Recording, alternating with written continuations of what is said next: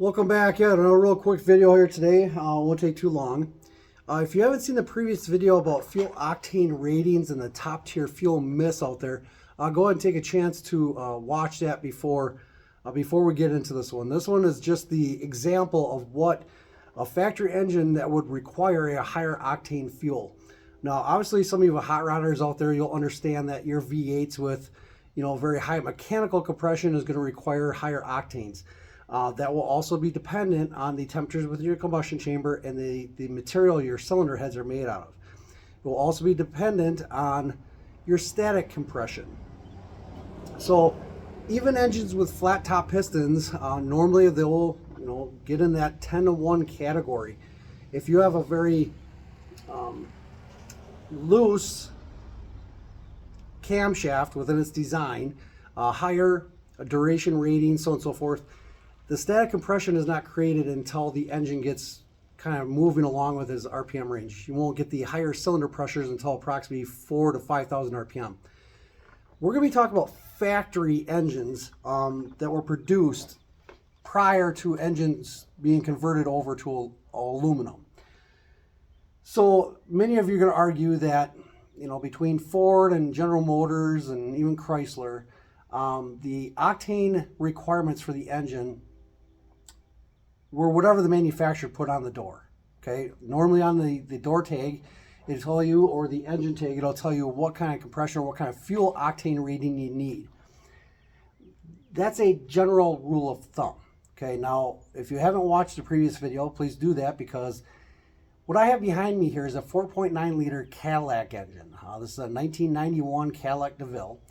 This is the third Cadillac DeVille that I've owned between the years of 1986 to 1993. In 1994, Cadillac converted over to the North Star system. So for some of you Ford guys out there, you're gonna recognize that engine because it's exactly what the 4.6 liter and other later Ford engines duplicated. Okay, so dual overhead cam, direct port injection. The North Star system even had the alternator mounted in the exact same location as what the Ford 4.6 liter did. So again, you guys can look at the year of manufacturing. When was the 4.6 liter Ford introduced into the market, whether it be in a Crown Vic or the Mustangs? It was precisely after approximately 2 years of being the prototype that General Motors had within the North Star system. This is the 4.9 liter overhead push rod engine. So again, approximately from 1986 to 1993, the 4.9 liter or 299 cubic inch engine was a powerhouse per cubic inch compared to any engine that was produced during those years. Now, this combination came directly from the factory with 9.5 to 1 compression. And on the engine tag and in the owner's manual, it says that you need to use high octane, at least 91 octane for this combination. It is a cast iron block, cast iron cylinder head, cast iron intake with direct port fuel injection, and a 2-barrel throttle body. Now, many of you are going to disagree with this. So this is going out to your 5.0 Mustang guys and even your 305 Camaro IROC or Monte Carlo guys. If they had done a test between the Cadillac DeVille 4.9 liter against the 305 5.0 or even the high output 305 from the Chevy, this would have walked over them directly from the factory. Okay, smaller cubic inch and less horsepower. This is rated at approximately 245 horsepower, but it's well over 400 foot-pounds of torque, which is not something that can be said for the 302s or 305s. So in a city platform, if you're going stoplight to stoplight, in the 8th mile race, this combination from Cadillac would actually beat some of the muscle cars, the two-door variations of muscle cars from both Ford and Chevy. You guys can go back and look up the statistics all you want. It's been proven. Okay, this edition, the third edition that I've owned, could easily take factory equipment in factory form from Ford or Chevy. So realize, even though this is 9.5 to 1 compression, the manufacturer recommends 91 octane. It will run on 87 octane. It won't be as happy with the 87 octane. During the summer months when it gets extremely hot, over 90 degrees, once you start kind of hot rodding this, if you will, if you start using more of the RPMs, then you'll start to see more evidence of why it needs the 91 octane. Now, newer engines like the 4.6 liter Fords and the Northstar engines, when they were equipped with the aluminum cylinder heads, they had no problem running 87 octane. Okay, the aluminum cylinder heads reduces combustion chamber temperatures, both within intake ports and the combustion chambers itself. The aluminum does a better job of extracting the heat from the combustion process and emit it into the coolant to allow the engine to run cooler. So with aluminum cylinder heads, even a cast iron block, even you LS guys, some of your early edition aluminum aluminum heads on the cast iron blocks, you could easily push 11.5 to 1 compression ratio with 91 octane.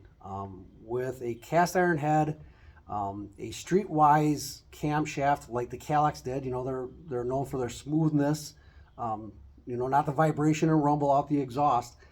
The stack compression of this engine is over 170 to 180 cranking PSI. So compression ratio is more sensitive to actual cranking pounds per square inch. As RPM increases, the PSI increases also. Your camshaft profile, depending on how much it bleeds off during the overlap time, will lower the stack compression. So even though you might have a mechanical compression of 8.5 to 1, if you have a lower streetwise type camshaft, the 8.5 to 1 compression ratio could act like something that is 10.5, depending on the camshaft. Likewise, for a car, say 12 to 1 compression ratio, can run on 87 octane. It can. But once you start revving it and turning the RPMs up, that's when the octane sensitivity goes away. So that's where your octane is required. It's the actual static compression according to the RPM that the engine is creating the pounds per square inch. So for you, weekend hobbyists, if you have a muscle car that you're just taking to the car cruise, even with a supercharger, turbocharger that, increases static compression dramatically, if you're keeping it underneath, say, 3,000 RPM, it'll run all day long on 87 octane. Once you start giving it a foot feed a little bit more and getting the RPMs up there, or on a hotter day, then your sensitivity of octane rating of your fuel will be more present. So just be aware of that. Again, this is one of the first high compression factory vehicles, not this specific one, but the very first edition, the 1989 Cadillac DeVille. The 4.9 liter with Cadillac, as Cadillac lives up to the name of Cadillac. Cadillac has always been known for its torque multiplication, not necessarily its horsepower output. So even your 500 Cadillacs from the late 50s through the 70s, they were the largest torque monsters produced by any of the three American manufacturers. They were not on par with the horsepower ratings of, say, the Buick 455 or equivalent Chevy 454s or 427s or 428s, so on and so forth. They were known for torque. Most of that torque came from the higher compression ratio. So even your early 70s Cadillacs, most of you guys realize that if you take the smaller 472, transplant the cylinder heads onto the 500, you're bumping up the compression because the 472 has a smaller combustion chamber. So by swapping it, the intake and exhaust ports are exactly the same. The only difference between the 472 and the 500 is the combustion chamber size. So the performance upgrade of a typical Cadillac 500 is to swap it out with the 472s. With the smaller variation, the 299 cubic inch, this engine was producing out of the factory approximately 440 foot-pounds of torque at 3,500 RPM. Okay, red line for these cars are around about the 5,000 RPM range, and they only produce, like I said, about, I believe, depending on what year, between 235 to 275 horsepower. That's not more horsepower than your your Monte Carlo or IROC 305s or the Ford Mustang 302s, but from a stoplight in a short distance, whether you're in the city stoplight to stoplight racing or at an 1/8 mile drag strip, this dominated. This is one of the highest torque applications of a 300 cubic inch engine, even equivalent or more than what the straight 6 out of Ford had within their 300. They were producing approximately 400 foot-pounds of torque. So again, you know, it was the era that we grew up with. The businessman or family man that would drive these type of vehicles, they were never used to using the RPM. They were never raced technically. They were built all around the torque. Similar to the earlier Buick nailheads. They weren't known for turning a lot of RPM, but they created a lot of torque. So again, and also with the transverse mounted engine, you'll realize that there's reduced rotating mass because it's front wheel drive, front engine, like the earlier Ford Oldsmobile, excuse me, I'm drawing a blank on the name of it now. Those with the 455 front wheel drive Tornados, they created all kinds of torque, and the amount of torque that made it to the wheels wasn't restricted as much because there wasn't as much rotating mass lost through the transmission, drive shaft, and rear differential. The differential was all housed within the transmission of the transverse transmission. That is one of the things that made this vehicle fairly quick. Being approximately 1,000 pounds heavier than a Mustang or even a Monte Carlo, this platform was able to produce better times in the short distances. In a quarter mile, that's when the 302s, 305s would overtake this combination. But off the starting line, this 60 foot, even out to 330, the Cadillac 299 or 4.9 liter was the fastest factory car that Cadillac made. Even over the Northstar systems or even smaller. So again,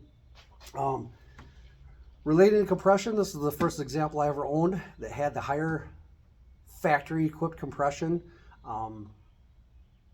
outside of, say, your earlier muscle car engines. Impressive. That's all I can say. And it's something that we don't realize within modern vehicles. So very short run time, production time for this. I inherited this one. These transverse engines are fairly difficult if you have any issues on the front of the engine, which is going to be the passenger side. If you need to replace a water pump, the water pump's not connected directly to the engine block. It actually has a motor plate that's in between all the accessory drives and the engine block itself. And half of the bolts are actually into the water jacket of the block through the plate, and the actual other bolts that hold the water pump on are just small little studs that approximately 15 pounds of torque. It snaps them right off. So that's what this one is in for. It has water pump leak in multiple different places. In order to access that, this engine has to be basically pulled halfway out to be able to even access that motor plate. So again, it's some of the newer techs out there, all the things they have to remove to even work on a specific thing.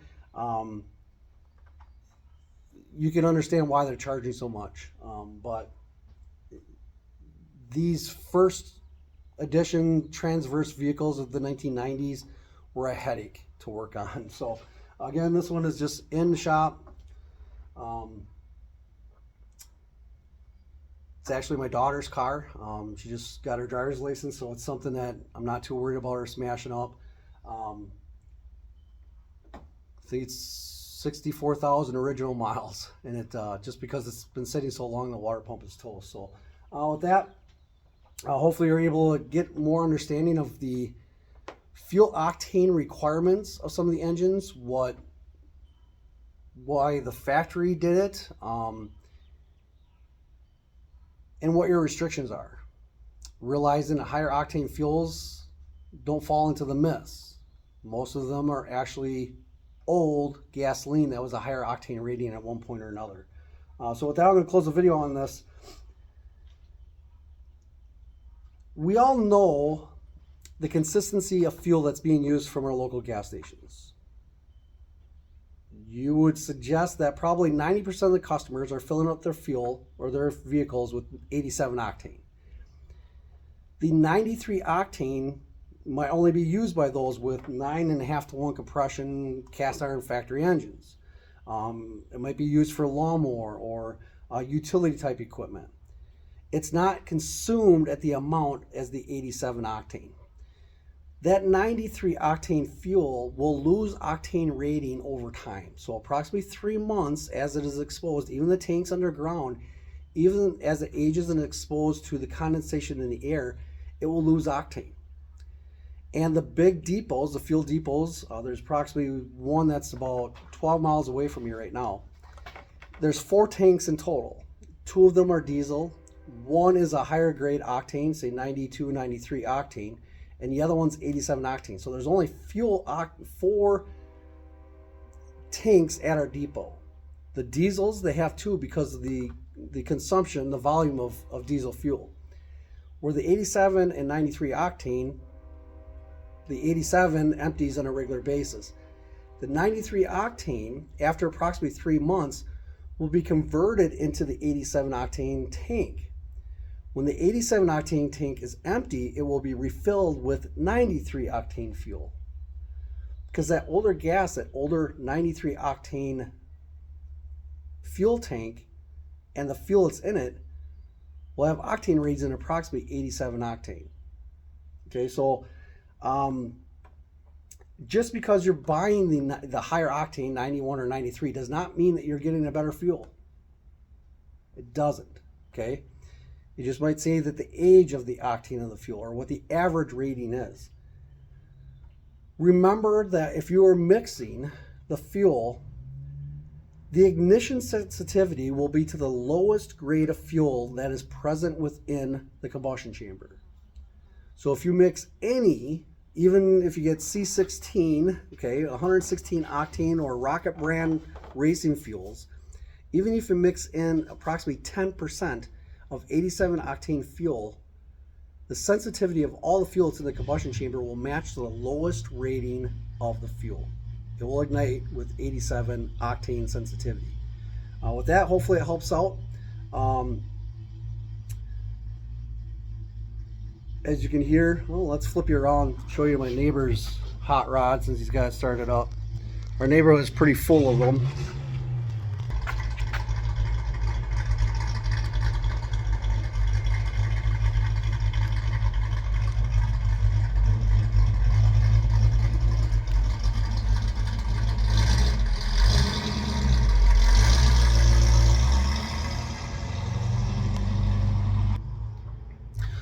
All right, but you guys will like that. I believe it's old Biscayne, if I'm not, or Nomad, I can't remember.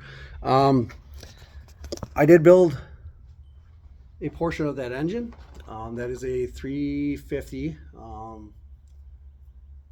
numbers matching original, with the newest Phytech technology on it. So he's gone through it. He did do the transfer on that to one of the newer overdrive transmissions.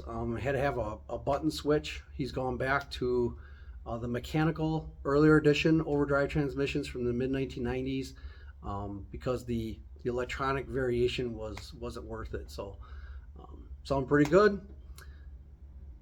Doesn't race it, just kind of a cruiser. It's all steel car, which is pretty nice.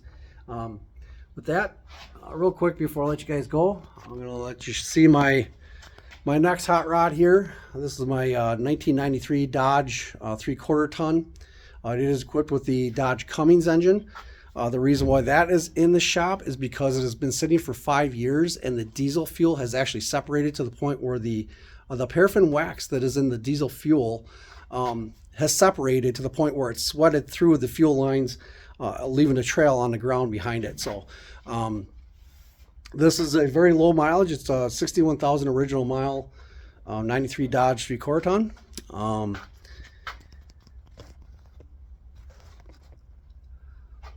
And it's something I picked up really dirt cheap. I use it for pulling all the trailers, the race car trailer, so on and so forth.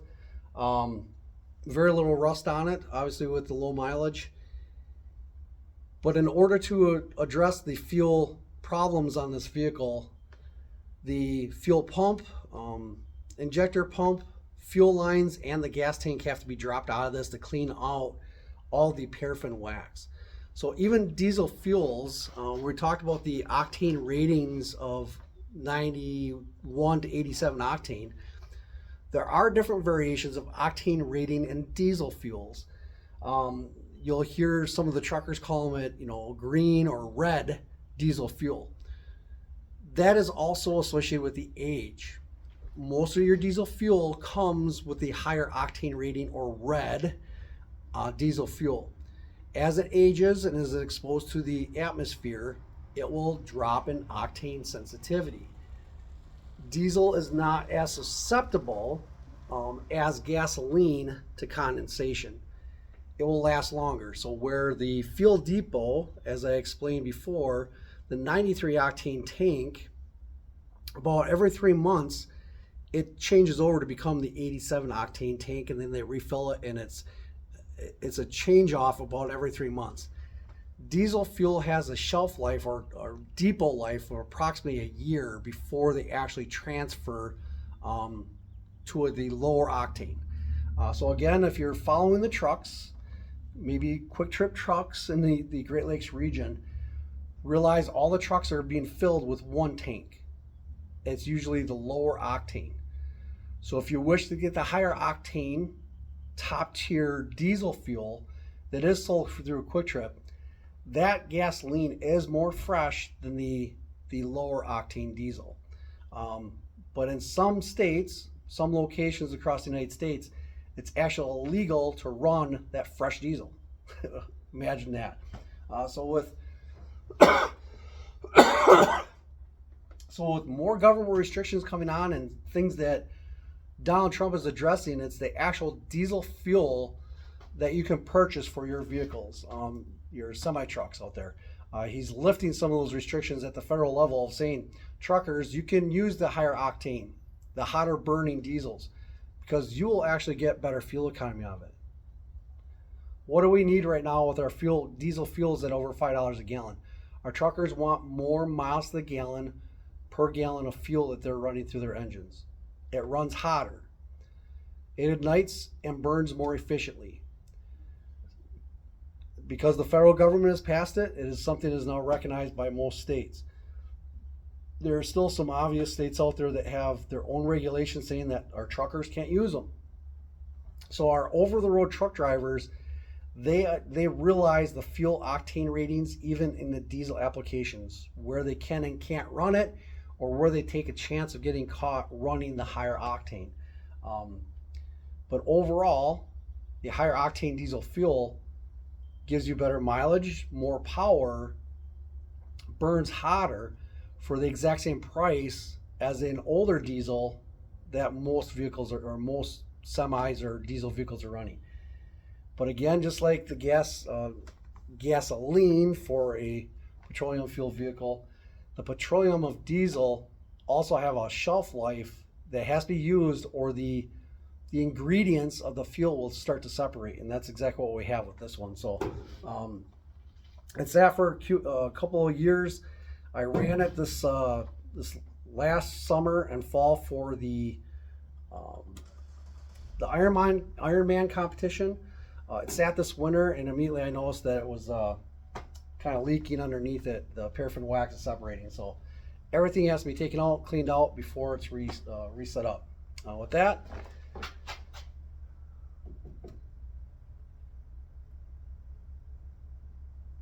let me see if there's anything else I forgot here.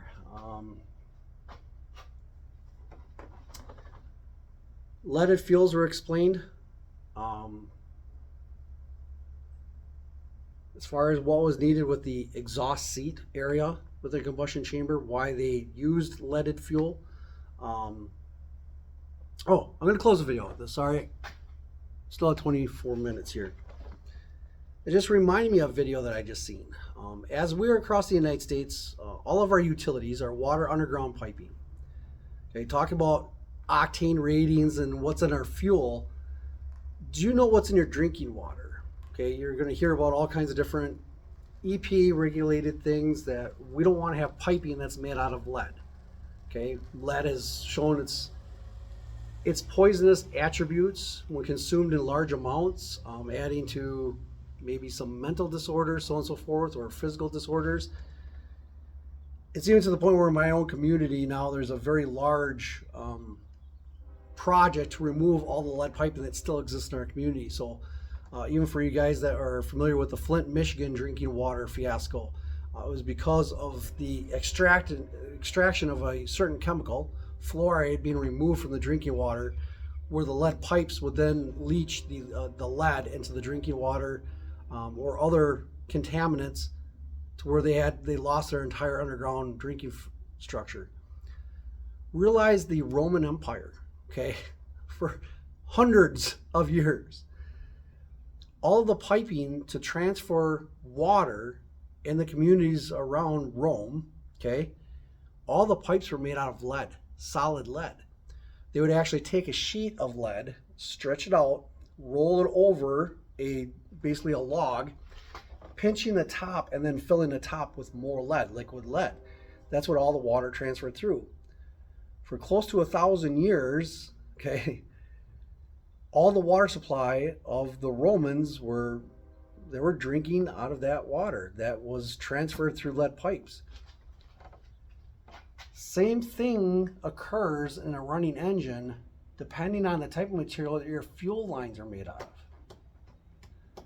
Whether that's aluminum, if that's a stainless steel, it's about the ability for the condensation that is in the atmosphere to be extracted into the magnet of our fuel that's in the lines to extract that condensation. And so anything that sits, it's not just through your fuel cap or through your carburetor that's allowing moisture entering in our fuels. It can actually be drawn right in through the material of your fuel lines. That's why majority of your your auto manufacturers are switching to different materials. Even your brake lines are now changing too, because of the acidity within your brake fluid. A lot to know with history, guys, and this goes back to even before the automobile was created. So understanding what fluids we're using, what it's transferring through, whether it be the fuel lines themselves or the filters and how often they're changed, determine the life of not only you, but your engine. Have a good one.